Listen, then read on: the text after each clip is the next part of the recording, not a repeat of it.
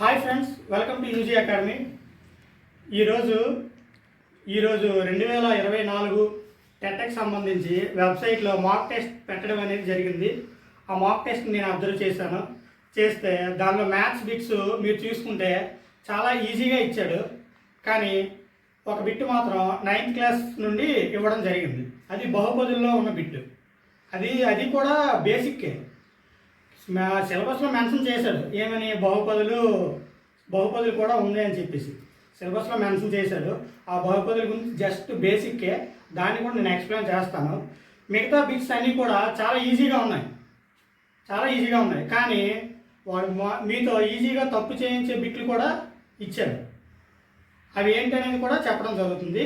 ఈ వీడియోని స్కిప్ చేయకుండా చూడండి. ఈ 24 బిట్లు మీరు చూస్తే ఈ విధంగా ఇస్తున్నాడా, ఈ లెవెల్లో ఇస్తున్నాడా అని చెప్పేసి మీకు అర్థమవుతుంది. దీంతోపాటు దీని సరౌండింగ్లో ఉన్న బిట్స్ అన్నీ కూడా మీరు చూసుకోవచ్చు. ఒకసారి ఎక్స్ప్లెయిన్ చేస్తాను, చూడండి. ఇది ఉంది కదా, ఈ బహుపది యొక్క పరిమాణం అడిగాడు. ఈ బహుపదిలో ఇదొక పదం. అయితే ఈ పదం x⁴ y⁴ ఈ పదం ఉంది కదా, ఈ ఘాతాలు మొత్తం ఎంత అవుతుంది చూడండి, 7 అవుతుంది. ఈ పదం ఉంది ఇక్కడ x⁴1 y⁴1 అంటాం అనమాట. 1 + 1 ఎంత అవుతుంది, 2 అవుతుంది. వీటి యొక్క ఘాతాలు మొత్తం. దీనిలో ఒక పదమే ఉంది, దీని యొక్క ఘాతం ఎంత అయింది, 5. ఇక్కడ చూడండి, ఈ 3 పదాలు ఉన్నాయి. ఈ 3 పదాల్లో ఏ ఘాతం హైయెస్ట్గా ఉంటే అదే ఈ బహుపది యొక్క పరిమాణం అవుతుంది. ఇక్కడ 7 ఉంది, ఇక్కడ 2 ఉంది, ఇక్కడ 5 ఉంది. ఏది హైయెస్ట్గా ఉంది, ఏది పెద్దది, 7 కాబట్టి ఈ బహుపది యొక్క పరిమాణం 7 అవుతుంది. అంటే దీని యొక్క ఆన్సర్ 7 అని అర్థం అన్నమాట. ఇది చాలా ఈజీగా ఉంది. దీని మీద ఇది బేసిక్ మీద ఇచ్చాడు, కాకపోతే కొంచెం పరిధి దాటి ఇచ్చినట్టు అనిపిస్తుంది మీకు, అంతే. ఎందుకంటే సిలబస్లో మెన్షన్ చేశాడు కాబట్టి అలా చేస్తూ బేసిక్ ఇద్దామని చెప్పి ఇచ్చినట్టు అన్నాడు. దీని సరౌండింగ్స్లో ఉన్న బిట్స్ అన్నీ కూడా తర్వాత ఎక్స్ప్లెయిన్ చేయడం జరుగుతుంది. మేము టెస్టులు నిర్వహిస్తున్నాం కదా, దానిలో కూడా ఇవ్వడం జరుగుతుంది. మీరేం కంగారు పడవద్దు. ఇప్పుడు నెక్స్ట్ బిట్ చూద్దాం. ఇది మీతో ఈజీగా తప్పు చేయించేస్తాడు వీడు. ఒకసారి చూడండి.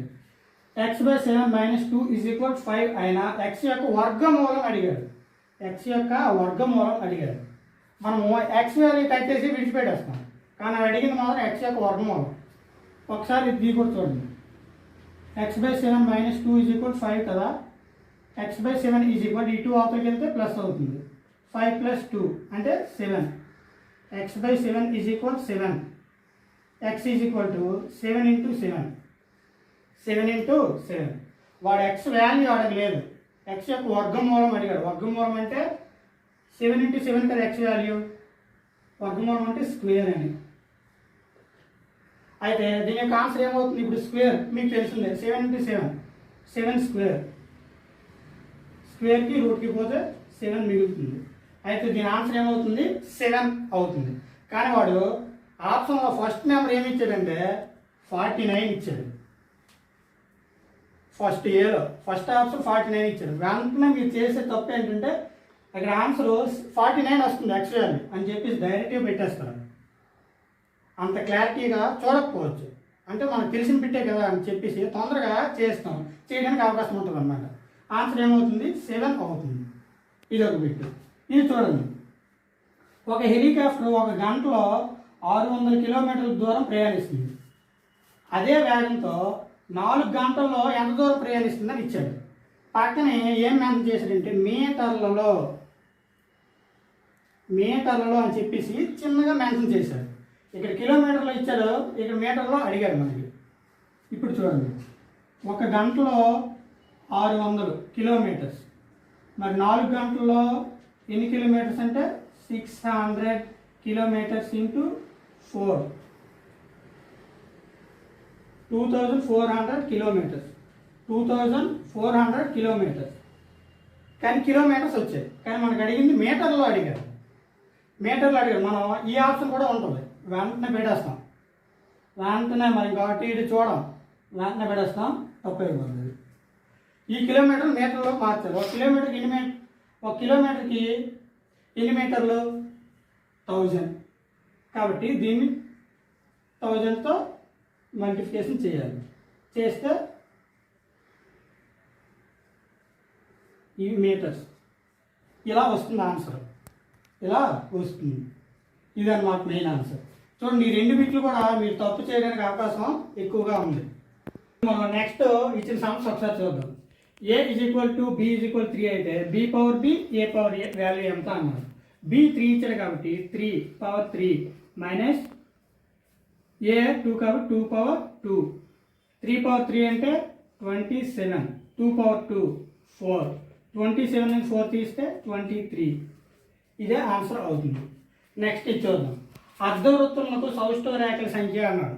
సౌష్ఠవం అంటే దేన్నైనా ఒక ఆకారం అర్ధవృత్తాన్ని తీసుకున్నాం. దీనికి ఇలా ఇలా హాఫ్ భాగానికి ఇలా కట్ చేసి ఇలా మడత పెడితే 2 కూడా ఈక్వల్గా ఉండాలి. అంటే బయటికి ఏ భాగం పోకుండా ఇలా ఒకదాని మీద ఇంకోటి ఇలా ఉండాలి, అలా అన్నట్లు. అయితే అర్ధవృత్తంకి ఒకటి మాత్రమే గీయగలం. చూడండి, ఇలా గీస్తేనే దీన్ని ఇలా మడత పెడితే ఈక్వల్గా ఉంటుంది. అంతేగాని ఎలా చేసినా కూడా అవ్వదు. అంటే దీని యొక్క సౌష్ఠవ రేఖలు ఎన్ని గీయగలం? ఒకటి మాత్రమే గీయగలం. ఆన్సర్ 1 అవుతుంది. ఇదే వృత్తాన్ని కనుక మన ఇష్టం ఎన్నైనా గీసుకోవచ్చు. ఇలా గీసినా మడత పెట్టినా అవుతుంది, ఇలా గీసి మడత పెట్టినా అవుతుంది, ఇలా అన్నట్లు. వృత్తంకి ఎన్నైనా మనం గీసుకోవచ్చు, కానీ అర్ధవృత్తంకి ఒకటి మాత్రమే గీయగలం. నెక్స్ట్ ఇప్పుడు చూద్దాం. చతురస్ర వైశాల్యం 1849 చదరపు సెంటీమీటర్లు అయిన చతురస్రం చుట్టుకొలత ఎంత అన్నాడు. చతురస్ర వైశాల్యం సూత్రం a² అంటే భుజము ఇంటూ భుజము స్క్వేర్ ఇది 1849. అయితే ఏ వాల్యూ కొనుక్కోవాలి. ఏ వాల్యూ అంటే √1849. దీని వాల్యూ ఎంత వస్తుందంటే 43 వస్తే దీని యొక్క చుట్టుకొలత అడిగాడు. చుట్టుకొలత అంటే 4 ఇంటూ భుజం 4a కాబట్టి 4 ఇంటూ 43 172 సెంటీమీటర్స్ దీని యొక్క చుట్టుకొలత. ఈ సమ్ ఎలా అన్నమాట. నెక్స్ట్ త్రిభుజ భుజాలు ఇచ్చాడు. త్రిభుజ భుజాలు 12 సెంటీమీటర్లు 14 సెంటీమీటర్లు ఇచ్చి త్రిభుజ యొక్క చుట్టుకొలత ఇచ్చాడు 36 సెంటీమీటర్లు. ఆయన 3వ భుజం కనుక్కోమన్నాడు. త్రిభుజం యొక్క చుట్టుకొలత అంటే ఈ 3 భుజాల యొక్క మొత్తం. ఫస్ట్ ఇది 12, రెండోది 14, మూడోది మనకి ఎంతో తెలియదు x అనుకుందాం. మొత్తం కలిపి ఎంత ఇచ్చాడు చుట్టుకొలత 36. ఇప్పుడు చూడండి, 26 ప్లస్ x = 36. x = 36 మైనస్ 26 అంటే 10. అంటే 3వ భుజం కొలత ఎంత అవుతుంది? 10 సెంటీమీటర్. ఓకే, ఇప్పుడు నెక్స్ట్ సమ్ చూద్దాం. పూర్ణ సంఖ్యల మొత్తం -300, అందులో ఒకటి 60. అయితే రెండవది ఎంత అన్నాడు. రెండవది ఎంత మనకు తెలియదు. 60 ప్లస్ రెండవది x అనుకుందాం. x = -300. అయితే x = -300 ఇది +60 అవతలకి అయితే -60 అవుతుంది.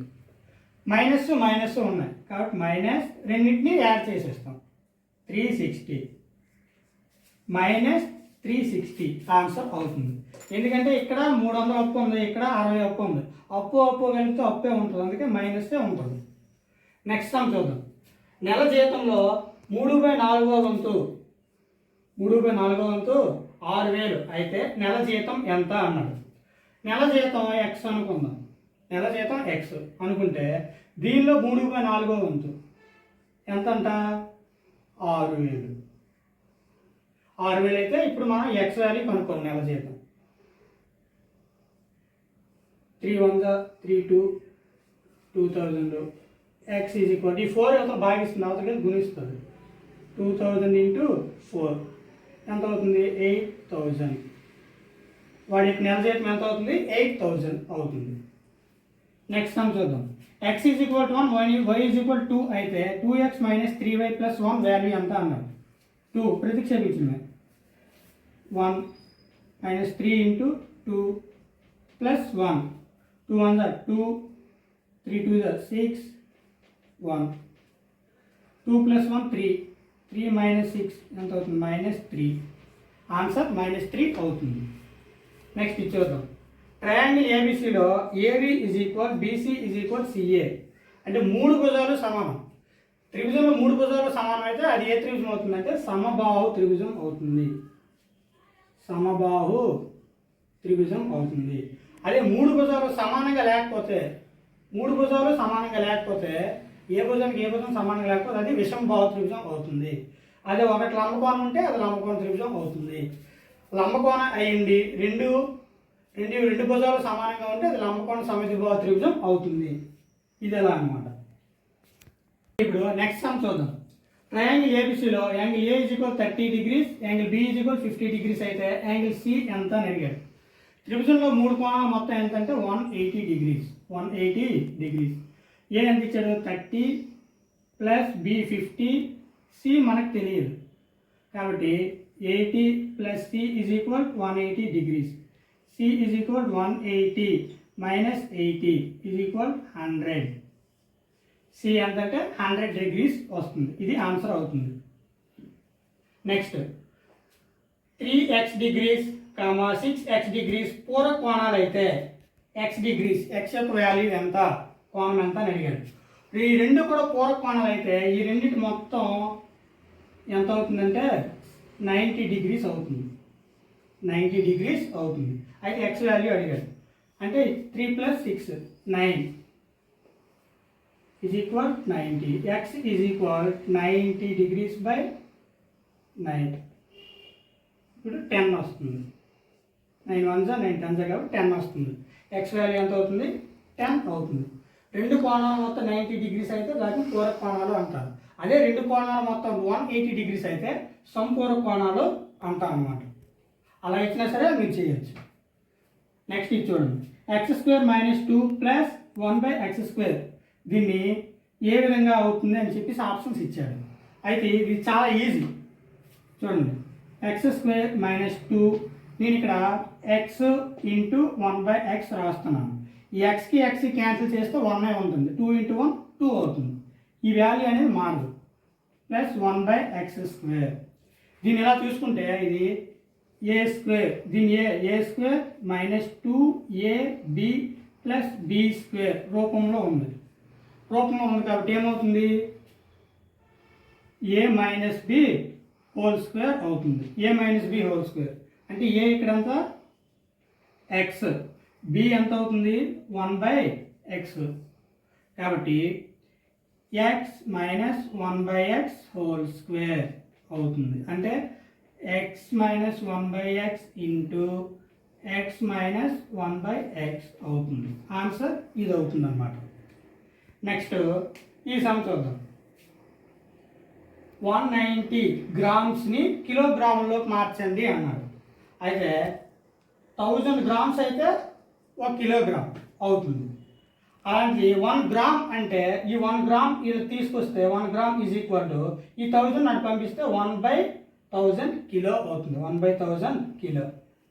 మరి 1 gram is equal to 1/1000 kgs అయితే 190 grams ఎంత అవుతుంది అన్నట్లు అన్నమాట.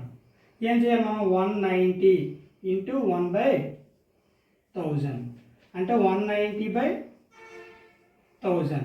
ఇక చూడండి కిందన 3 సున్నాలు ఉన్నాయి. పైన 3 స్థానాలు ఎడమ వైపు జరిపి అక్కడ పాయింట్ పెట్టాలి. 1 2 3 ఇక్కడ అన్నమాట. అంతేమవుతుంది 0.190. ఇదే ఆన్సర్ అవుతుంది. ఓకే ఇప్పుడు మనం నెక్స్ట్ సమ్ చూద్దాం. 5:7 2:9 5:7 2:9 యొక్క బహుళ నిష్పత్తి అని అడిగారు. ఈ నిష్పత్తిలో మొదటి పదం 5, రెండవ పదం 7. ఈ నిష్పత్తిలో మొదటి పదం 2, రెండవ పదం 9. దీనికి బహుళ నిష్పత్తి అన్నాడు. ఈ మొదటి పదాల లబ్ధం ఇంటూ రెండవ పదాల లబ్ధం. 5 2s 10 is 7 9s 63. ఇదే ఆన్సర్ అవుతుంది. నెక్స్ట్ రెండు సంఖ్యల లబ్ధం 1296. అయితే ఒకటవ సంఖ్య అనేది రెండవ సంఖ్యకు 16 రెట్లు.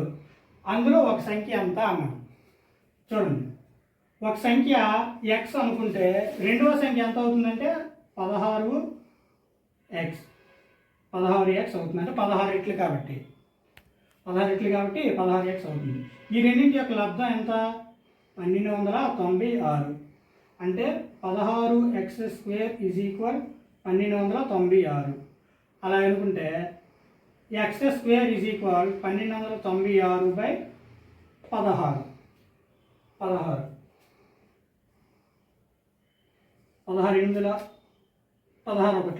8 16 1 81 వచ్చింది. ఎక్స్ స్క్వేర్ ఈజ్ ఈక్వల్ 81 వచ్చింది. అంటే ఎక్స్ ఈజ్ ఈక్వల్ 9 అని అర్థం.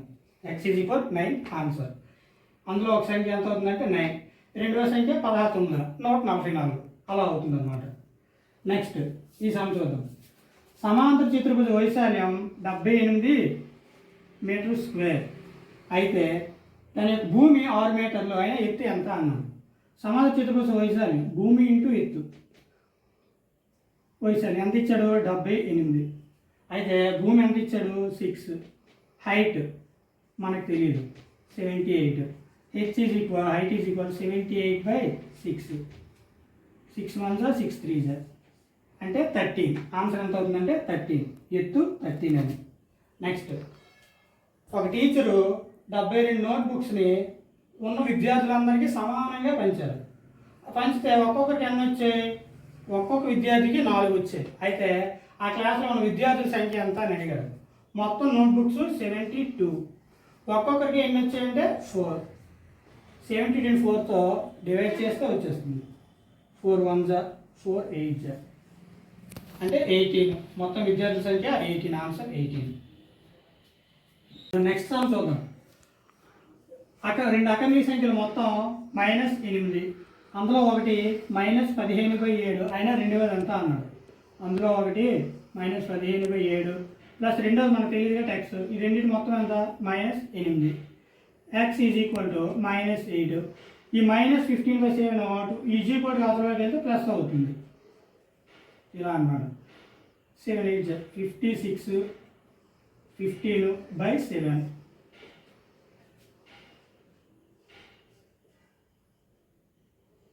41. 56కి పెద్దది, 56 పెద్దది కాబట్టి దీనికి మైనస్ ఉంది కాబట్టి ఈ మైనస్ ఇక్కడ పెడదాం. ఆన్సర్ -41/7 అవుతుంది దీని యొక్క ఆన్సర్. నెక్స్ట్ 12,000 మంది ఓటర్లు ఉన్న ఒక గ్రామంలో 60% ఓట్లు వేశారనమాట. 60% మాత్రమే ఓట్లు వేశారు. అయినా ఓట్లు వేసిన వారు ఎంతమంది శాతంలో ఇచ్చాడు, మొత్తం ఎంతమంది వాడికి కావాలి.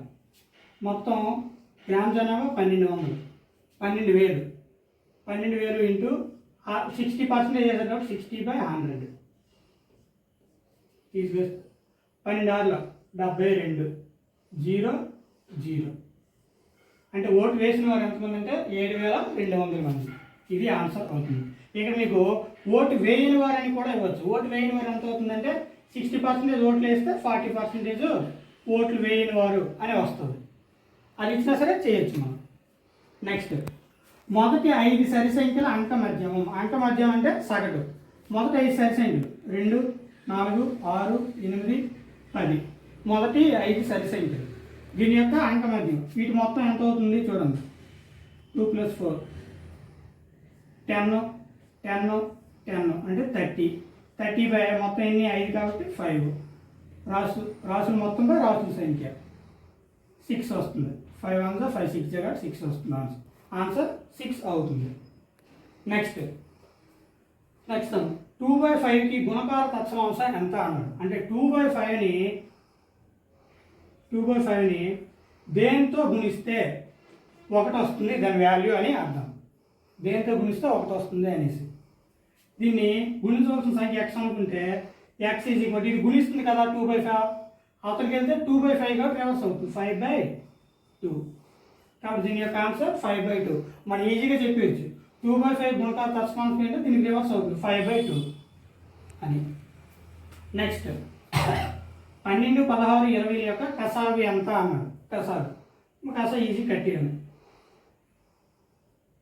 2 6 2 8 2 10 2 3 2 4 2 5 5 4 20 23 60 64 240. ఆన్సర్ 240 వస్తుంది. దీని ఓకేనండి. ఈ విధంగా చూశారు కదా. ఈ మోడల్సే ఇచ్చాడు మాక్ టెస్ట్లో. పెద్దగా కష్టంగా అయితే ఏమి ఇవ్వలేదు, అన్నీ కూడా బేసిక్స్ నుండే ఇచ్చాడు. మీరు భయపడవలసిన అవసరం లేదు. మ్యాథ్స్ విషయంలో అయితే మీరు చూసే ఉంటారు అన్ని బేసిక్సే ఇచ్చాడు. ఇప్పుడు యూజీ అకాడమీ వారు నిర్వహించే ప్రతి టెస్ట్లో చూసుకున్నా సరే అన్నీ కూడా లెవెల్ 1 నుంచి లెవెల్ 2 3 వరకు అన్నీ కూడా మేనేజ్ చేస్తూ మీకు టెస్ట్లో ఇవ్వడం జరుగుతుంది. ఒక్క బిట్ కూడా మిస్ అవ్వకుండా ఉంటుంది. మీరు దీనిలో చూసినా సరే టెక్స్ట్ బుక్లో ఏ నెంబర్ ఉందో ఆ నెంబరే అలా ఇచ్చారు. ఇక్కడ కూడా మీరు చూస్తే ఈ 12,000 ఓట్లు వేసిన వారు ఎంతమంది, ఇది కూడా సేమ్ టెక్స్ట్ బుక్లో ఎలా ఉందో అలాగే ఇచ్చారు. అన్నీ ప్రతి సమ్ అదే కాదు, ప్రతి సమ్ కూడా. అందుకే టెక్స్ట్ బుక్ని ఫాలో అవుతూ వెళ్ళండి. ఇలాగే ఈ కొద్ది రోజులు కూడా మంచిగా ప్రిపేర్ అయ్యి టెట్లో ఎక్కువ స్కోర్ తెచ్చుకుంటారని ఆశిస్తున్నాను. Thank you.